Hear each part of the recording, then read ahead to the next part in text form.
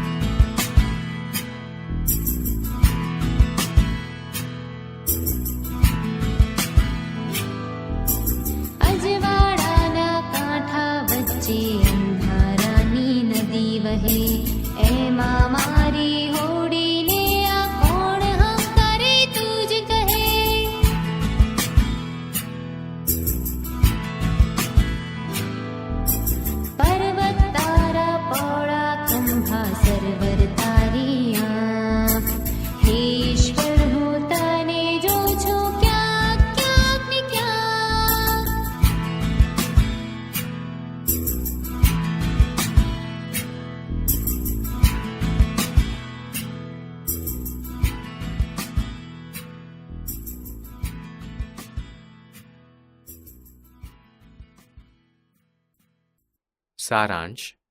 આ કવિતામાં કવિ પ્રકૃતિના વિવિધ તત્વોમાં ઈશ્વરની ઉપસ્થિતિ અને તેના સુંદર સ્વરૂપને વ્યક્ત કરે છે. કવિએ પર્વતને ઈશ્વરના પહોળા ખંભા, સરોવરને તેની આંખ અને દરિયાને તેનું વિશાળ હૃદય તરીકે દર્શાવ્યા છે. મેઘધનુષ્યના રંગોમાં ઈશ્વરને રમતા દર્શાવ્યા છે અને ઝરણાના સંગીતમાં પણ કવિ ઈશ્વરની હાજરી અનુભવે છે. તણખાના તારણહારો અને ઝરણાના નાદમાં પણ કવિ ઈશ્વરને અનુભવે છે. ફૂલોની રંગભરી સુગંધમાં પણ તેને ઈશ્વરની સોગાદ દેખાય છે.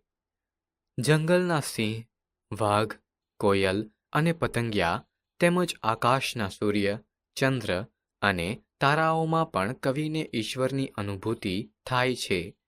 મોરના પીછાના રંગો અને સંગીત તેમજ અજવાળાના કાંઠા વચ્ચે વહેતી અંધારાની નદીમાં પણ કવિ ઈશ્વરની હાજરીનો અનુભવ કરે છે. અંતે કવિ પ્રકૃતિના સૌંદર્ય અને તેની વિવિધતામાં ઈશ્વરનો અનુભવ કરાવે છે. આ કવિતા પ્રકૃતિના વિવિધ સ્વરૂપોમાં છુપાયેલ ઈશ્વરની મહાનતા અને તેની સર્વવ્યાપકતાને સુંદર રીતે વર્ણવે છે.